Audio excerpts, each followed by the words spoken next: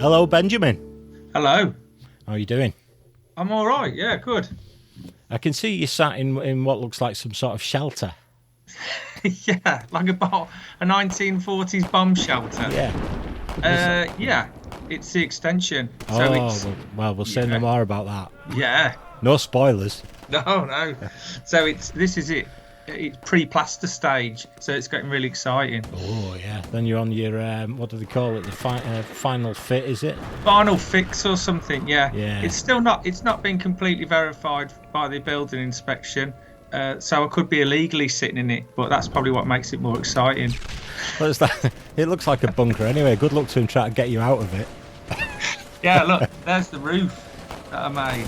Ooh, look at that. You just be shouting "fuck off" at the council through a little slot that you were supposed to throw grenades through. Anyway, you're going away, aren't you? Shortly. I am on Monday, going to Marmaris in Turkey. Oh, nice. Yeah, never been to Turkey before, so I'm quite looking forward to it. Yeah. Oh, it's supposed to be good. It's supposed to be good, Turkey. Yeah, it's a weird one, Turkey. It's like half the people that go absolutely love it, and then you'll always get. It's not like anywhere else. You always get the odd person that just like doesn't get it at all, and says they'll vows that they'll never go back, sort of thing. I remember a couple of people saying it was probably when we were in our 20s that they went with very beautiful blonde girlfriends or wives, and they said they got a lot of attention. That wasn't particularly appreciated. Yeah, they're getting quite a lot of hassle, and if you're shopping and stuff, there's the whole traditional thing of getting just manhandling people into shops and stuff like that. But my wife just said to me she can't wait. As soon as I said manhandled, she's going to be hanging outside rug shops. You'd be heading out and you'll be like, "Look, have you lost your wedding ring?" Again? No, my finger, it's so warm over here, my fingers have swollen up and I can't fit it on. That old chestnut. Yeah. Right, well, I suppose we'll go into our first segment then, which is, I can't really believe we're doing this. Then I remind myself it was my idea. Yeah. Yeah, you did put up quite a bit of stiff resistance to this, and I was almost to the point that I was thinking, was it my idea? And then I had to look back at the messages, and it was you that first come up with it. But I think you must have been in a dreamlike sequence at the time or something. Well, what it is, we're going to talk about Eurovision, and I think what it was about a month ago or something. I caught around about 7 o'clock. I always catch about 2 minutes of the One Show, and there was someone on the One Show banging on about it, and they were just really happy and really chuffed that it was in Liverpool. And my guard must have dropped for a moment, and I thought, it's nice that people are getting so excited and so happy about something. And then I thought, we could do it on the podcast, couldn't we? And then just something in my head flashed, but it's on for 7 hours, and then something else went, shut up, it'll be great. And then the next thing I know, I texted you, and we were fucking agreed to do it. Oh yeah, I've not watched it for so long, and it was the whole thing of it being in England as well that was just that little bit different, wasn't it? Yeah.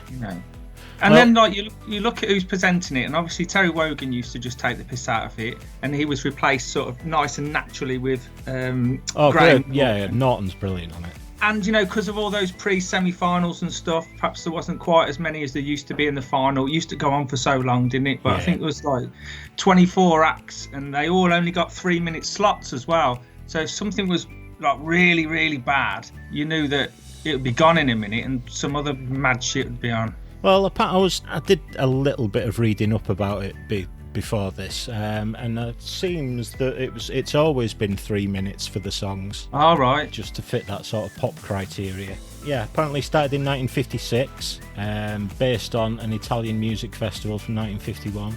Eurovision is an English word, so we actually named it. Well, it's a word that predates the competition. Only 7 countries were in the first contest, but then you think, well, it was actually quite soon after the war, wasn't it? So it was probably all a bit awkward still. You just finished shelling someone. Let's create a singing competition. We've got this idea. Yeah. Who needs an Iron Curtain? Yeah. And it was hosted and won by Switzerland, the first one. So, make of that what you will. I think the draw of it, for me, is that as an entity, there's nothing quite like it, is there?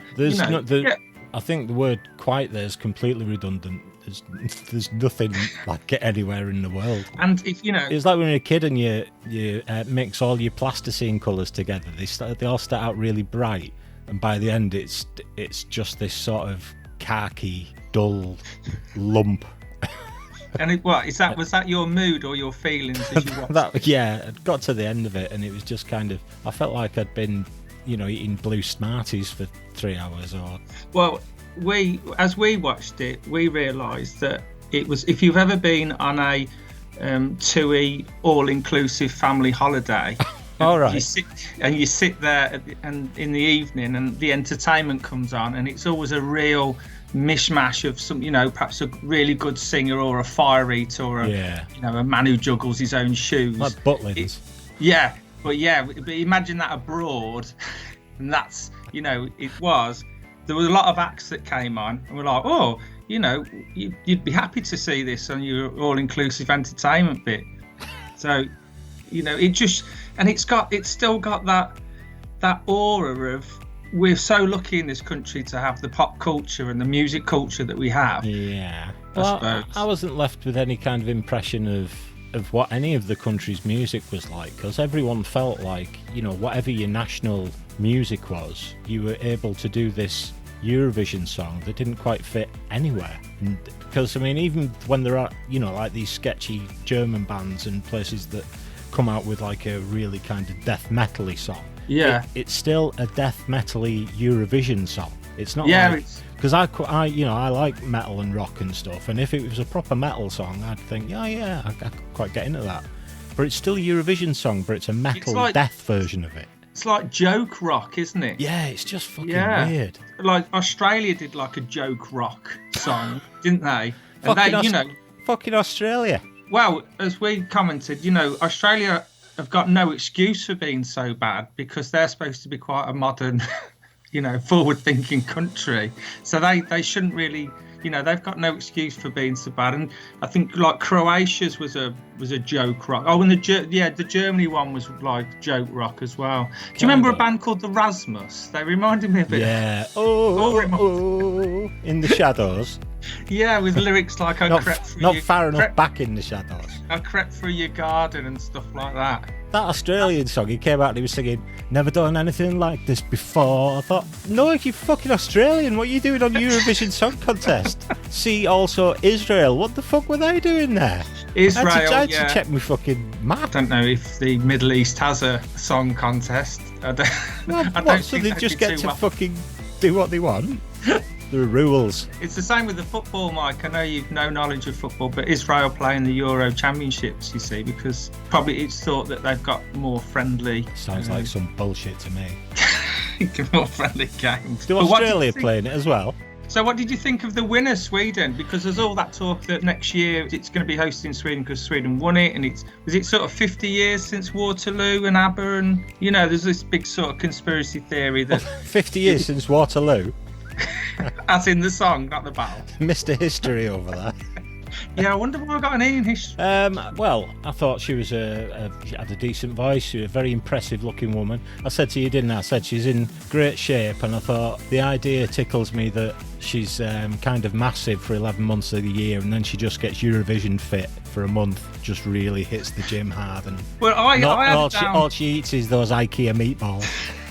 I had it down as like a young Tina Turner crossed with Fatima Whitbread, and she looked, the whole act was she had like a Neanderthal look, didn't she? Do you remember me saying to you, like, her hair was unmanageable at best, and she just looked like she'd walk mud up your stairs, or she'd have, if you checked under her fingernails, she'd have lawnmower oil under her fingernails or something. Yeah. She just looked a little bit grubby for me. And it was a bit Mad Max, wasn't it? Yeah, and the whole act, she was in that box, but it just looked like she was slowly being squashed into a big sandwich, a big Neanderthal, dirty, muddy sandwich.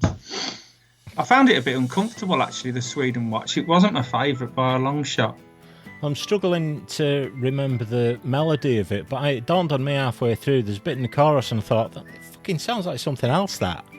And weirdly enough, it's another Swedish Eurovision band. It's ABBA. There's a few bars in the chorus that are from the melody of Winner Takes It All. All right. And I thought, yeah, sneaky fuckers, yeah. Those sneaky Swedes. I can't remember how it went, but it's definitely, if you listen to it, if you get it up on YouTube after this, there's just a few notes in the chorus, and it's from the chorus of Winner Takes It All. And then the UK one, there was a lot of, looking at why it did so bad after. And, Eurovision, the essence of it is supposed to be about bringing people together in unity and all the rest of it. A lot of the songs followed that theme. And then the UK woman's song was about, like, breaking up with her fella, and to get back at him, she's going to write a song about him. So it didn't really sort of follow that. Do you know what I mean? Yeah, but this brings me to one of my general points about Eurovision. We're assuming that all the songs are about unity, but I don't think that was the case at all. But one thing they should have to do is all acts should have to sing in the first language of the country where it's being held. Okay. And that's at the very least. Wherever possible, they should also make a good effort at doing the regional dialect as well. Because I wanted to see someone from Serbia doing a Scouse accent. Yeah, these are quite loose parameters he's setting up here, aren't they? But even if you're not going to get people, showing a bit of respect to the host country and doing it in their language, there could at least be subtitles, because I love a bit of pidgin English, and I'd love to hear what some of these acts were actually singing. Yeah, we were going to put the subtitles on, but I don't think you could you? It was live, wasn't it? So it'd be like, do you ever watch the news with the subtitles on and it's some little man in a room typing really fast while they're speaking? Yeah. You just think, fucking hell, no chance for Eurovision. It would throw up some interesting lines though, wouldn't it? You know what I mean? Yeah. Right, let's see, how are we going to approach this? Opening ceremony. Thoughts about the opening ceremony? Andrew Lloyd Webber. Was that all this sort of... the big montage with... Yeah, it was last year's winner, but it was about 12 minutes long. Yeah, it was weird. There was so... Like, you knew how many songs were to come, and you knew how long the programme was, and then you had this sort of long, like, weird montage going on for ages at the start, didn't you? And I didn't like, every time... They did it on the montage, and every time they introduced the song, they'd show like some part of a lake in Ukraine or something, and then they'd switch the camera around over and up like you were on a roller coaster to some place in England. Made me feel sick every time, but I'm not very good at motion sickness. Was it like you get signs in the UK like Barrow and Furness twinned with Reykjavik or whatever? Was it them and then their sort of UK equivalent, do you think? I don't know, they were just showing a nice part in that country and then a nice part here. I don't know, it might have been. I don't know if they were twinning the towns or whatever. It's a bit tenuous, that, isn't it? Yeah, but it was...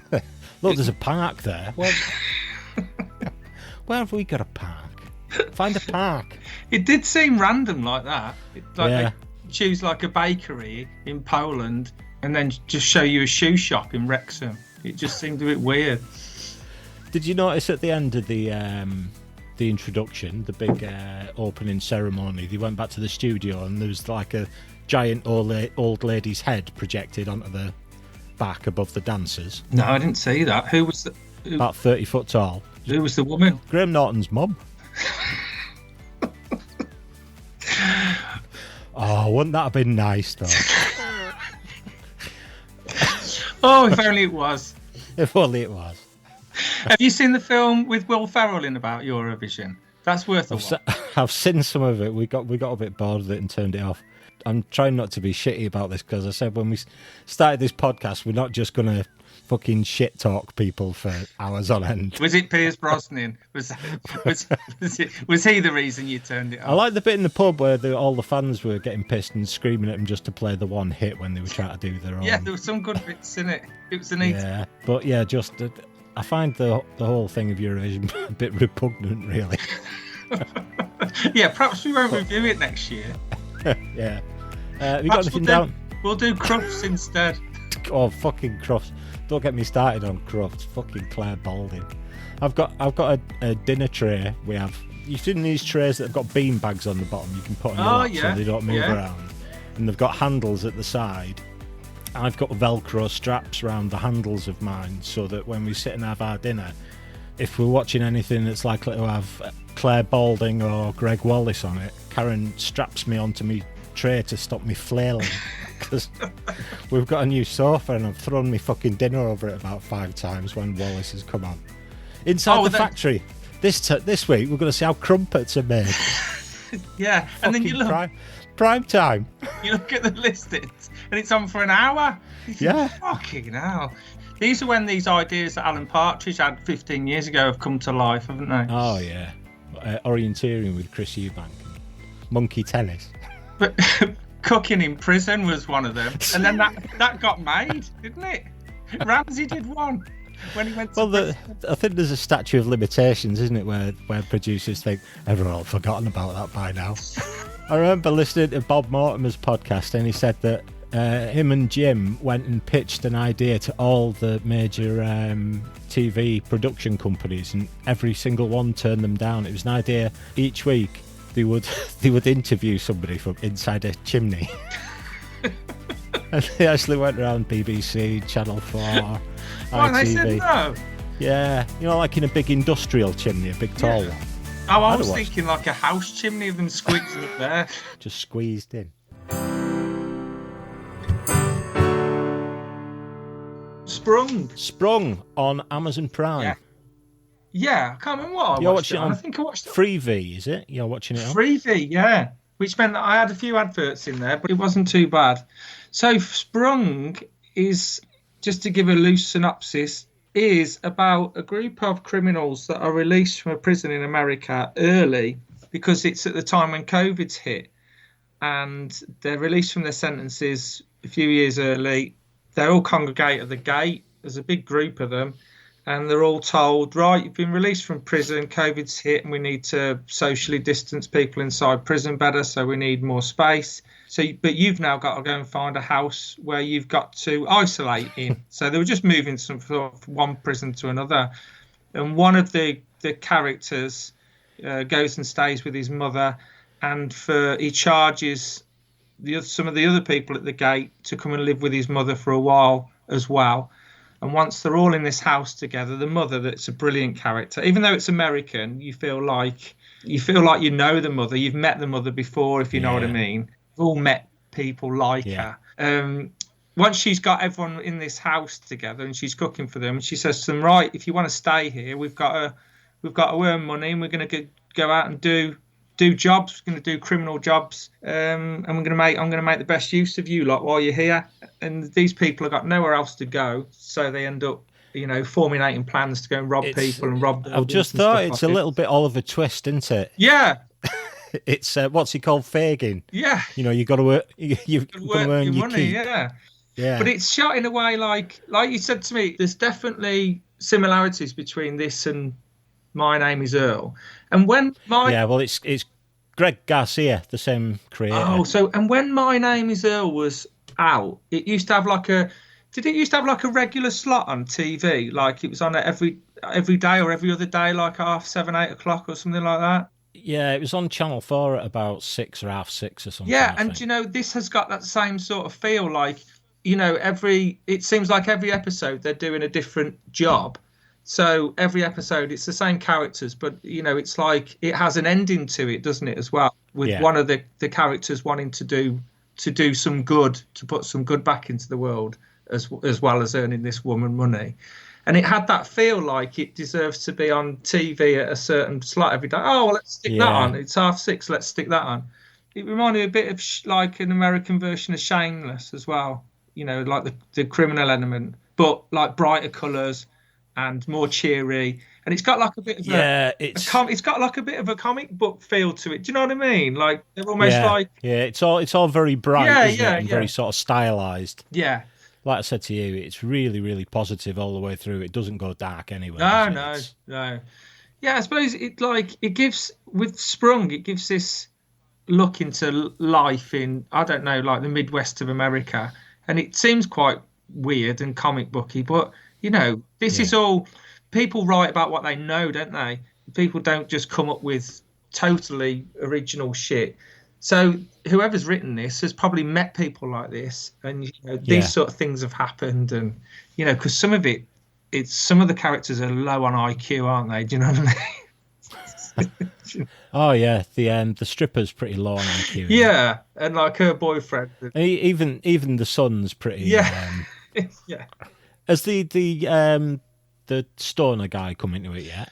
No, I think I've watched 3 so far. Yeah. There's this stoner guy. He's originally presented as a bit of a villain in it, but even that feels like a bit too mean for it. So after a while, they give up on him being a bad guy, and he kind of becomes one of the mates as well. Oh, the one that the one that had all the bog roll at the start. Yeah, the toilet roll guy. Yeah.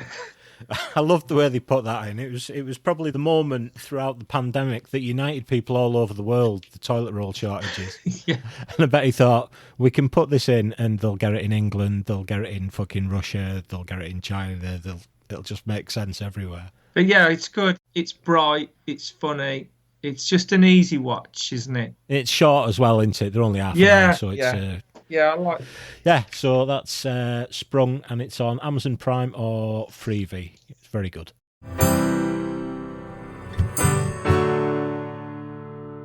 Right, is it quiz time? Oh, it must be quiz time.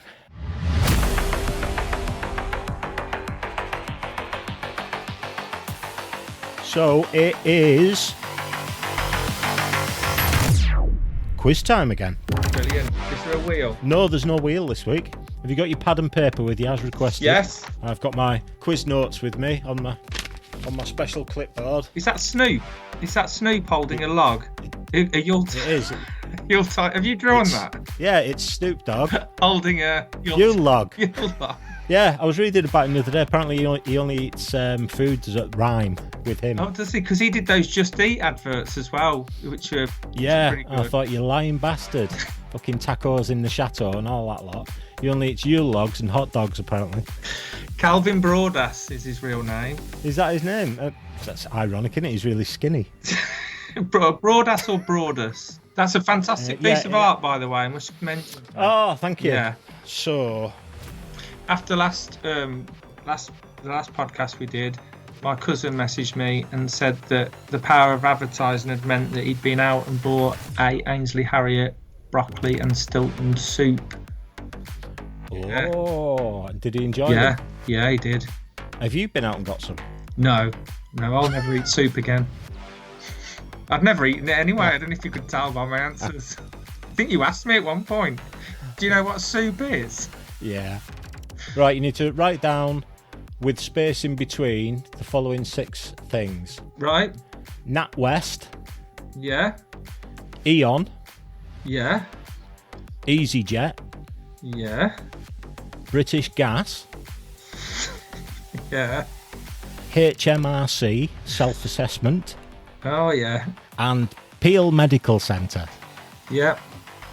In Tamworth. Are these all people I owe money to? Apparently so. I don't know about you, but for me, the best part of a phone call is when the person you're calling is busy and you've got to wait in a queue while they play some lovely music. Right. Everyone loves that, don't they? Yeah. I'm always a bit disappointed when they finally pick up, especially if it's only been like 30 or 40 minutes you've been waiting. Yeah. So tonight we're going to test how intuitive you are on matching businesses to their hold music. Oh, brilliant. Like it. Yeah. 6 companies, 6 musical clips. All you've got to do is pair them. You got your pen and paper, haven't you? Right. So we'll play the 6 clips and you can put notes next to your companies and I'll play them as many times as you want. But also we'll ask about each one. We'll say, does the melody make you think we're genuinely sorry you've had to wait, we're working flat out, but we realise we wouldn't be here without you and your time is incredibly valuable to us? Or does it make you feel like they're saying, fuck off you dosser, don't be fucking creeping around here all day, why don't you go and get a fucking job?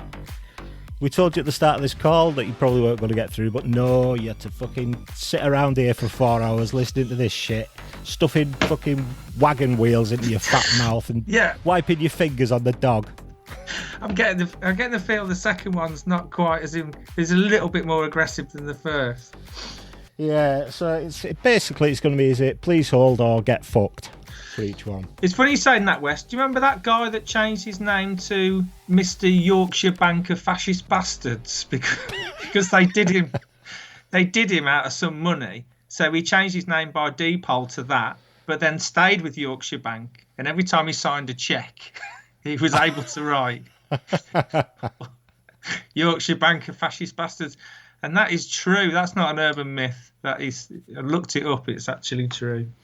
Right. So, here's the first one.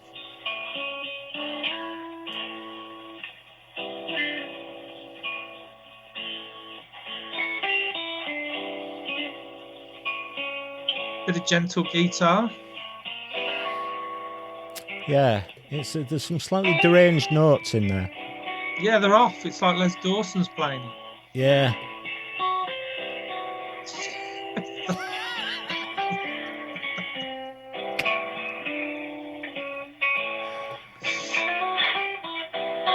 Yeah, that's someone who doesn't want you to hold, isn't it? I swear that's exactly as it. That's exactly as it comes down the phone. That's not been tinkered with in any way. Yeah, that it makes your head feel funny, doesn't it? That. Yeah, if you ring them, they will pipe that directly into your brain. You feel like running upstairs and forcing a large duvet out of a small window. Do you know what I mean? Just to relieve something. That's terrible. So what do you want me to do? Try and... Yeah, who do you think We'll go through them a couple of times. I know you've kind of got no way of identifying them your end by tune, have you? But do you want another one? Do you want me to try and have a guess who that one's with, or not? Or tell you at the end? Yeah, go on then. No, because it'll depend on the order. Let's play them all through once. Okay. And then we'll go through them again. And having heard them once, you can then try and guess them the second time. All right, then. All right, here's another one.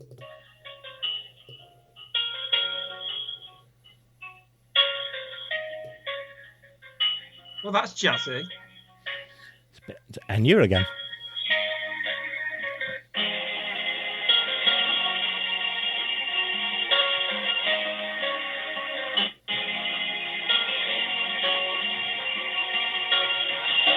I think I know who that is.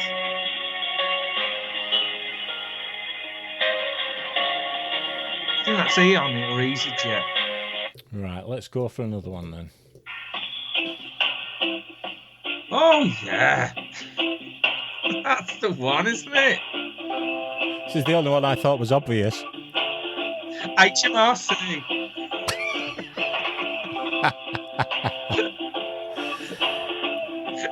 Fill out your tax return. Oh, done.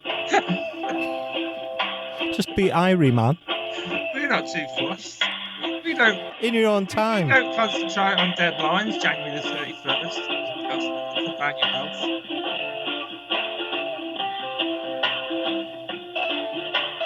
Brilliant. I mean, that's got sunshine written all over it, that, hasn't it? Yeah, brilliant. You won't mind waiting for that one. Oh.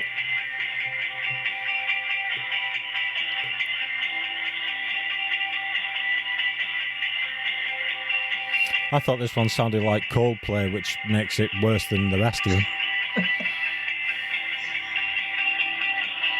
It's like tinny indie Britpop, isn't it? Yeah. And as soon as it stops, you won't be able to remember it. Apart from, remember that song that went da da da da da da da da da da da? Yeah, I remember listening to it for 40 minutes once while I tried to get a mortgage. That sort of gives us a clue. Oh, it could be a red herring. Oh, this is jazzy.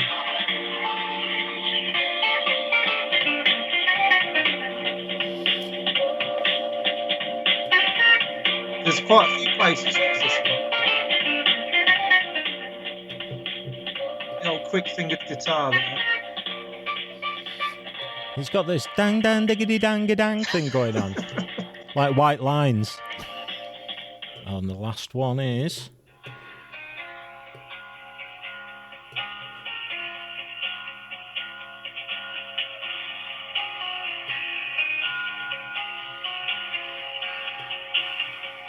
That's got an end of film feel to it.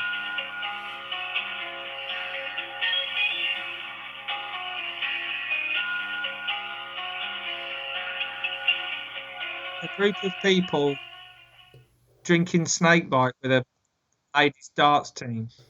Right. Do you want to now go through them and try and pair them? Yeah, go for it. Right. Oh, this was the bad one, wasn't it? Were any of them good? The reggae one. Ah, yeah, we'll give the reggae one. I don't know. I'm feeling British gas for that one. Write it next to your... British gas number 1. Well, this is the one.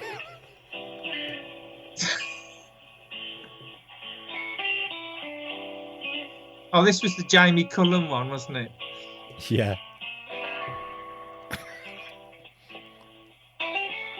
It's like they've let a load of year 9 kids make it in school.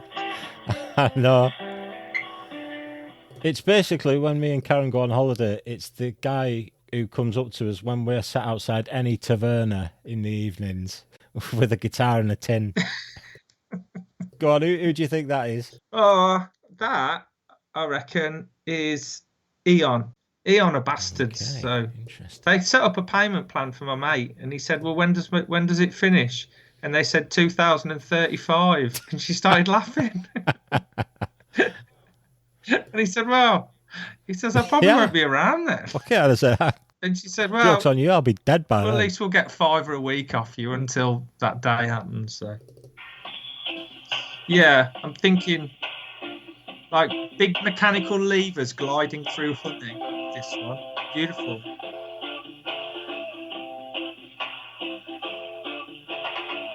So that's got to be EasyJet, hasn't it?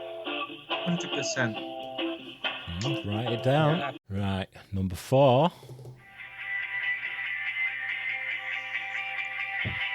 Coldplay again. Oh, the indie one. Now, we would use indie stuff. It's not going to be the Peel Medical Centre, is it? I'm going to go for Nat West for that one. Okay. I've got a feeling I'm not going to get any right tonight. Okay, number 5.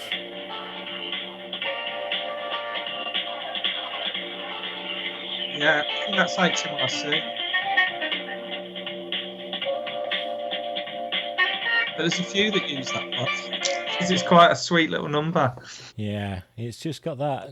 It could be about cocaine vibe about it. Yeah, yeah. That's it's Peel Medical Centre then. No, I'll stick with HMRC.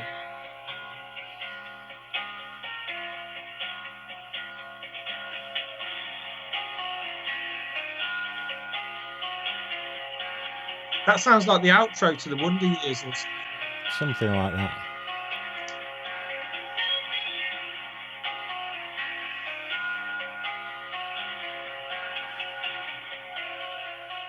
So you've only got one left, haven't you? Who's that then? That was Peel Medical Centre. Right, let's have a look. Let's have a tot up and see what we've got. Oh, we didn't do the please hold or get fucked, did we? But I think we covered it.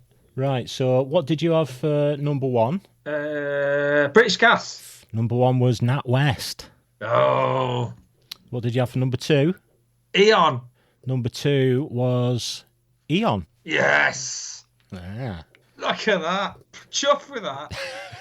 Number 3 was EasyJet as well. Yes, so I've got EasyJet as well. Number 4, what did you have? Number 4, I'll put Nat West, you see. So British Gas. yeah, you see, I got them those two mixed up. Yeah.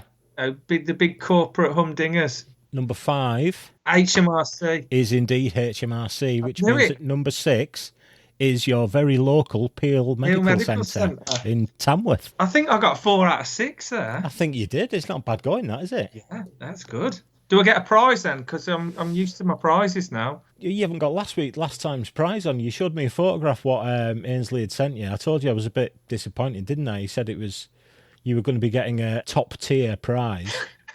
Yeah. Well, it was just a big T-shirt with his face on. Yeah, but that was good enough for me. That was, We're going to have a picture of you wearing that in Turkey. Yeah, I'm not. Yeah, That'll confuse him. Just tell them he's a jazz musician or something. yeah. I'll put some thought into whether I'm going to take that abroad with me. I think. Yeah. Anyway, very well done. I'll have a think about a prize for you. Thanks for that. Enjoyed that. 4 out of 6, not bad. It was that Western British Gas that fucked me up.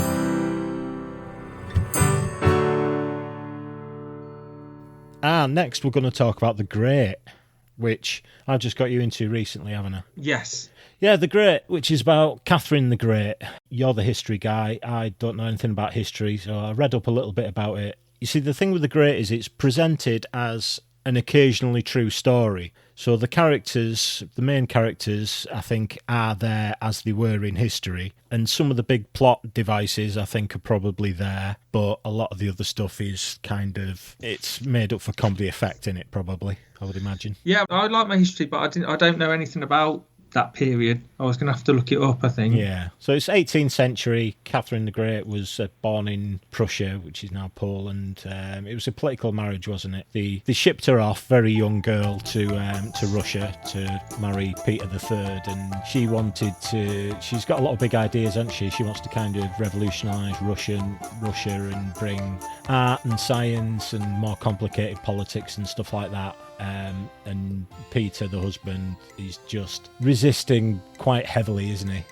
Yeah, it's when she starts out, she's really naive and quite floaty, isn't she? And she's into poetry and this romantic ideal that this arranged marriage is going to work out brilliantly. And then she realises that she's been married to a psychopath who is deathly funny, really funny at any given moment, and then prone to sort of serious acts of violence, isn't he? Out of nowhere. Yeah, it's the main cast. It's Ellie Fanning plays Catherine the Great, and Nicholas Hoult, who's absolutely brilliant in everything. First thing he did was Skins, wasn't it? Yeah, he was the little boy. He was the boy in About a Boy. Oh yeah, About a Boy yeah. as well. Yeah, that was actually the first thing he did. He was younger in that. But yeah, he's really good in this, and it's I've watched the first 3 now. It's really witty. There's nothing really like it, is there? There's nothing really been like. No, there's nothing to compare it. Like Blackadder. Yeah, I said Blackadder, didn't I? It's absolutely stunning to look at. The production values of the palaces and stuff, they're fucking incredible. Yeah. And you think they've spent so much money on this, and it could quite easily have not worked, and they'd have lost a fucking fortune, wouldn't they? Because it all looks like it's location shot. Yeah, of the costumes and so on, and the set. Like you say, they are amazing. I've spent a lot of money on it, but it works, doesn't it? It works. It's funny. Oh, it's hilarious. It's got a lot of animal gags in, with the ducks and the shooting when he goes hunting rabbits. And the bear. And the bear. But the script is tightly written, isn't it? The gags are funny, and the Peter the Great character, played by the actor that you just talked about. Yeah. It surprises you, doesn't it? Because when you're watching it, you're aware that it's witty, it's silly, it's funny. It is like a comedy, but then out of nowhere, you get these moments of real drama. Like there's one scene where she's about to drown in a wooden box. And you sort of, suddenly it becomes really serious, doesn't it? He's not sure at first. He's very happy when she arrives, and then within a sort of day or two, he's decided that he liked the idea of having this pretty young wife, but she's turned up with all these ideas. all these ideas and opinions about reading and about art and poetry and stuff, and then for a little while he decides that he wants her dead, doesn't he? But he kind of comes around again. It is like, in some ways they spend a lot of time in the palace, don't they? Yeah. And you get a feeling it is like a bit of a commentary on the difference between men and women, because he spends all his time drinking. They drink all the time, fighting, gambling. And as the women are walking around the palace, there's always men fighting behind them, isn't there, in the background? Oh, yeah. Or they've stuck each other to a wall and stuff like that. Or they're shooting animals in the middle of the palace, while the women are trying to make some sense of it all. They're trying to be able to read, and they're just sort of this air of this is a commentary on what men are like when they're together. And it's just like there's a lot of women just eye rolling them, isn't there, as they walk past and stuff like that. Well, you get the impression that Peter's he's supposed to be a little bit younger than he looks. It feels like he's been given the job when he was a child, and since he was a kid, everyone's just kind of pandered to him. and they've helped create this monster that Yeah. you can't really talk to. You've just got to try and keep on the right side of, because if he gets bored, he might just turn around and shoot you. Yeah, that's the feeling with him, isn't it, all the time? So he's got all these people, some of them, that he calls friends, but they're all, slightly aware that he could just get bored and push you out of a fucking window. Yeah. And Catherine turns up, and we're on series 3 now, and she's still not doing well with any of her policies or anything, but it's good because just her presence there has actually caused change. Right. The court, as it was in series 1, it's unrecognisable by the 3rd, and she's not really actually put any policies into place, so it stays really interesting. Right, okay. Yeah, probably the nearest thing you'd say was Blackadder, but it's a lot swearier and a lot more sex in it, and probably a lot more violence in it. But it also looks a lot better. You can tell it's been made with a Hollywood budget, can't you? Because the ones I've seen, it never really leaves the realms of the palace, does it? No. It doesn't go out into the countryside. Everything's centred at the palace, isn't it? No, they occasionally go hunting. That's about it. But I also love. Have you met his general yet, Velamento? Yeah. He's just pissed all the time, isn't he? Yeah, he's just pissed. He's played brilliantly by a guy called Douglas Hodge.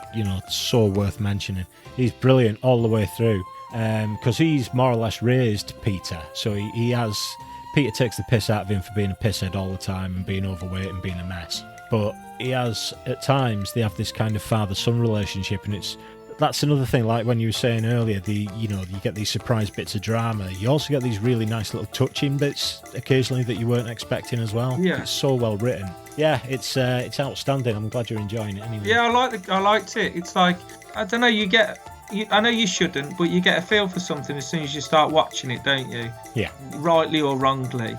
But with that one, that was like the premise straight away. Thought it was a really interesting premise. And then when it ended, it's one of those moments where you think, I can't wait to watch the second one. Because you just sets up an interesting storyline as well, doesn't it? In the second series, the guy out of who was the other guy in the Mighty Boosh, not Noel Fielding, the other guy. Oh yeah. He comes into it as a doctor in the second series, and he's brilliant as well. Just the cast just stays stellar throughout. Everyone's brilliant in it. Yeah, it's really good. Yeah, so that is The Great, and we watched it on Amazon Prime, I think.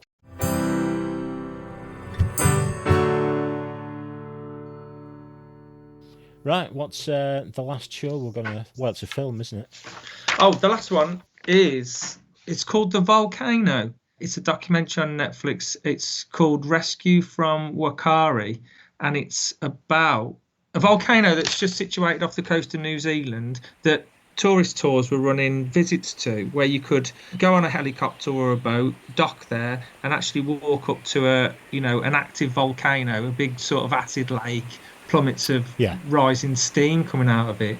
And there'd been a couple of sort of small-scale eruptions, but they'd always happened at night when there was no one there. But there was one in 2013, and there was one in 2016, and then lo and behold, in 2019 there was an eruption while two of these tourist parties were actually on the island. And you look at these documentaries, made by Netflix and other people, and you do question the reasons that they make them. I mean, they're obviously sold to you under the premise that they're trying to tell a story, but they're made for drama purposes. And we watch a lot of the crime ones, and sometimes you do feel like a bit of a ghoul. You're all made sensationalising. Yeah, something. like I was listening to the radio the other day, and they're advertising some real crime podcasts by Fern Cotton or something like that, and it was almost quite jokey, some of the murders they were talking about people being chopped up and things, and you think that's just how it's gone now. It's almost like sensationalised in such a sort of comic book way, isn't it? Yeah. Who better to present something like that than Fern Cotton? Yeah. But then this was a really well-made documentary. Yeah, well, like I say, there was an eruption while two tourist parties was there. There was an Irish, he was a Belgian helicopter pilot with an Irish accent. He just was pure. Was he Belgian? Yeah, he was. Yeah, funnily enough. Oh, fucking hell! I thought he was Irish. But as well. He was a prime example of some people are able to deal with situations like that really well. He just sort of ran towards the sea, jumped in the sea, and stayed in there till the eruption was over. But you didn't really hear what had happened to the rest of his helicopter, the people that he'd taken there, which is always a bit of a strange. Oh, yeah. So you don't know if, what happened to them, or they just didn't want to get involved in the documentary. But yeah, it's just an amazing story, sort of human bravery over adversity. And it's just normal people. There were people, the government ordered a no-fly zone over the island as soon as it happened, and there were local helicopter pilots that knew that the people still trapped there. Oh, yeah, that was brilliant. And they just defied government orders and just flew there and landed their helicopters just after this explosion had happened. And then they were ordered to drop whoever they had back at ambulances at the shoreline. And again, there was this same helicopter pilot who just went, nah. He just went, nah. Taking him to hospital. I'm going to take him to the hospital. So he did that. But yeah, it was just, do you know what? It was something I'd never really heard about. I didn't know that. I'd never heard about it. I couldn't believe it was only 2019. I asked Karen, she hadn't heard of it either. No. So it sort of bypassed me on the news. So watching about it, it's all very brand new, and you were given a detailed account, of the whole day and the two boats taken off from the shoreline, and there was a mixture of American, New Zealand, Australian tourists that went, and you sort of had that feel of the Australian and New Zealanders saying, well, it's Mother Nature, this shit happens, but, then you had this American couple who were, I don't know, stereotypically were perhaps looking for someone to blame. But then there were some really nice moments with them. He'd survived and he had burns all over and scars all over his body, but he had a gap on his wrist where when they crouched down on the island, when they were trying to save themselves, she'd held his wrist, hadn't she? And he had that white gap on his arm. Yeah. And, there's some amazing little moments in it like that as well. So when they turned up at the beginning, when they were introducing it, and they had a couple of people who sort of knew the island, they had an elder, didn't they, who was sat there talking about what it means in the local culture and stuff, and then they had a guy who was like the local police chief or something. And then you immediately knew when they started talking to people on this couch or studio, whatever it was, the people who'd been trapped in the middle of it, because first couple covered in burns. Yeah. Then second guy covered in burns, and you're thinking, fucking hell. Yeah. And everyone just scars and burns. It was a strange explosion, wasn't it? Because this particular volcano wouldn't spew out lava or no, it was just fire. Steam, wasn't it? 200-degree steam. They all got steam burns, and then you start interviewing people that had lost. That guy had lost his brother there, who was a guide that had gone back to help people. Yeah. You start realising how many people had actually died there. Yeah, 22, I think, wasn't it? Yeah, and then you start thinking about the actual common sense gene of running tourist trips to a live volcano.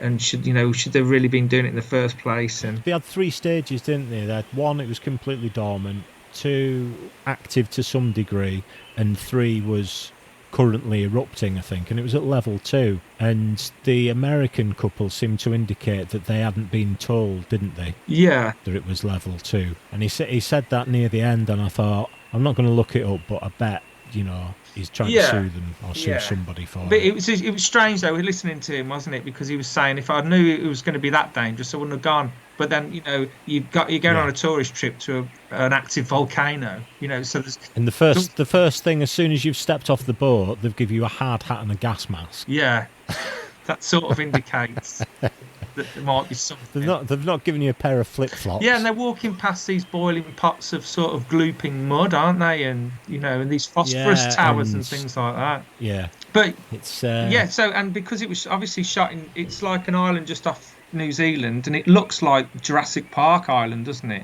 And a lot of it. Yeah, it's a funny looking island. It's not. You think of volcanoes, you think tall kind of peaks, don't you? But it's quite flat, isn't it? Yeah. It's sort of like a cowpat with a dip in the middle, with a very wide flat lake. Yeah, it sort of caved in on itself, hasn't it? Yeah. But I do like documentaries like that, and it just had me drawn in right from the start. It probably was a bit too long, and I think it's an hour and 40 minutes. I could have shaved about half an hour off it. But it's definitely worth a watch. I defy really anyone to watch that and not be interested in it. Do you know what I mean? There's something. Yeah, I mean, it was interesting, like you say, because they revealed early on, didn't they, that it isn't the kind of volcano that puts out lava. It just puts out fucking loads and loads of ash. And when it bangs, it fires rocks up into the air. But after that, it's just ash and steam, isn't it? And you think, well, if it was projectiles or something, where they all went, they ran off towards the coast, didn't they? And they got just round the edge of this outcrop. And you would think if it was firing physical, if it was firing rocks at you, that would help just getting round the corner, because they would, you'd be protected from them. But when it's steam, there was nowhere on the island any of them could have gone to not get basically cooked alive. Yeah. And of course it moves around corners, doesn't it? Yeah, that one pilot was able to run towards the sea, but a lot of them they were too close, weren't they? And the ash engulfed them, and they couldn't work out where to run for any safety. It just fucking ruined his helicopter, didn't it? Yeah. The first boat, basically, there was one boatload of people leaving, wasn't there? As another group were walking towards the crater. And the first group that were on the boat already were pulling away from the island as all hell broke loose, and it just fucking, this massive black cloud came, and you couldn't see the island anymore, could you? And then the boat that had already left had to make the decision. I'm assuming they had a conversation with the passengers, because whoever was piloting the boat couldn't just make that decision to go back, could they? They would have to talk to everyone on board. And they all agreed that they were going to go back and try and help people instead of heading for land. And as they got back to the jetty, and that was another thing that I thought was really surprising, the whole thing only lasted between 2 and 3 minutes, didn't it? Yeah. So it's like almost the time it takes a kettle to boil. It's just absolutely destroyed these people's lives, killed 22 of them. But the boat returned to the jetty, and one of them, someone on board, was filming with the phone, and the force of it had blown it off its pad, hadn't it? It's the helicopter pad. And it looked like it had melted the rotors. Yeah. They're all like hanging down like banana skins, weren't they? And that was his first trip out, wasn't it, on his own? That was his first time being allowed to take people out on his own.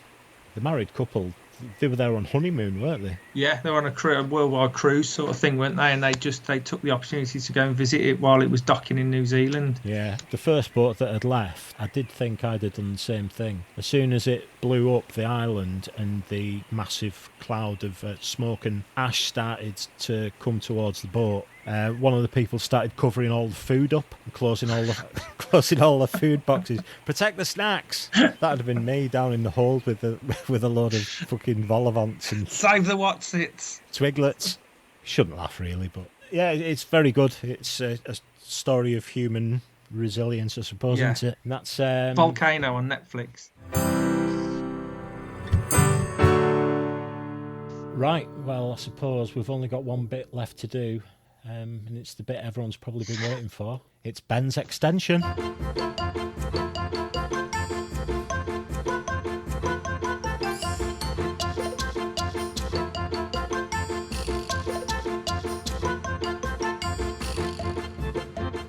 Yeah, so this week I'm going to talk to you about rubber roofs. That's the thing when you're building something. This is, in this day and age, anything you get stuck on, there's always some Nigel on YouTube showing you exactly what to do. So how to install a rubber DPM roof or something. There was the video. Basically, to put a rubber roof onto your sort of chipboard, sort of wooden flat roof that you've already made, you lay it out, you pull back one half, pour this huge, you've got this big pot of industrial white Acme glue that you see in cartoons, and you pour that on one half of the roof, and then the idea is that you fold your half of your rubber back on over, and then do the same the other side, which sounds easy enough. That sounds straightforward enough. But what you do, what I did... Is one of your trainers still up there? You one step ahead of me. Yeah, I just poured all the glue over the one half of the roof. Oh, go on, sorry. Then went to get, the rubber that I'd folded back, and then just stepped on the side that I was pulling the rubber over, and instantly stuck my foot to the ceiling because the glue's so strong, and it was on a sunny day, so it was setting really quick. You're trying to pull your foot up while holding a piece of rubber that, incidentally, you're supposed to have put some glue on that as well. So your fingers, you've got glue all over your fingers, your foot stuck to the roof, and you're trying to pull this big piece of rubber back over. And in each footstep, you're having to prise your boots off. And then, of course, once I had finally got the rubber across, and I was able to stand on top of the rubber bit that I'd glued down. My shoes still had glue on, so when I look out my window, all I can see this sort of flat rubber roof, but it's got my glue footprints all over it as well. Last time I came to see you in Tamworth, the pub floors were like that. Yeah, I stood with our pints marching on the spot so we didn't get fucking stuck. When Karen first come to see me in Tamworth, I said, "Oh, meet me in this certain pub called the Old Stone Cross in the centre of town." And she rang me and she said, "I've just asked for a glass of wine." And they said, "We don't do that in here. There's not much call for it." What, no wine at all in the pub? They're like, no. They had plenty of like cheese cobs wrapped in cling film under a heat lamp, but no wine. I should probably add that me and Ben aren't in some kind of timeshare with Karen. When either of us talk about Karen, we're talking about our respective Karens. Spelt differently, but pronounced the same. Individual Karens. Individually wrapped Karens. Yes. That's what we should all have. So what's next in the construction then? So the rubber roof has gone on, and what will be happening next? It's going to be like the screed and the plasterboard, really. The windows are in. Ooh. But the windows are in, but you're saying? Yeah, the glass is in, but I can't get the plastic frames back in, so they're all sort of taped up at the minute. Yeah, I can see through them. That's the main thing. Well, it's like I said at the beginning, it's a bit bunker-like, so I suppose it's like an adventure, especially for the kids playing war and playing Nazis and stuff. Well, as soon as I joined it to the rest of the house, we just moved in it. Got no electric or plasterboard in here, but because the weather's been nice as well, and it's got French doors, you just open them out onto the grass. And it's enjoying seeing we have a lot of wildlife in our back garden because it backs onto a nature reserve. So we sort of get a lot of deer and foxes and owls, red kites and dormice. There's a cat watches a little dormice come up to the back door as well. He teases it. Yeah, we get red kites around here. Apart from that, it's just fucking seagulls the size of Labradors. Oh, yeah. Near the coast, anywhere near the coast, and you just get massive seagulls. Yeah. They can swallow rabbits whole, can't they, seagulls? Well, there was one on Walney Island that flew off with a bottle bank once.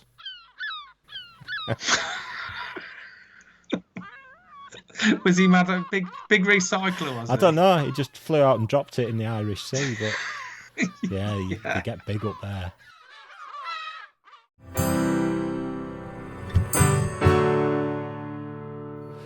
So you're away for a week or so, aren't you? And then I'm away Monday. You've got something else on. You said you're going I've got mate's brother's funeral on the Tuesday when I get back. So off grid for a while. Yeah, so that's going to be So unless you come back and we find it full of refugees, we're not going to have probably a new extension story next time. Oh, I can always might be able to find one. There's always one from the archives. Yeah.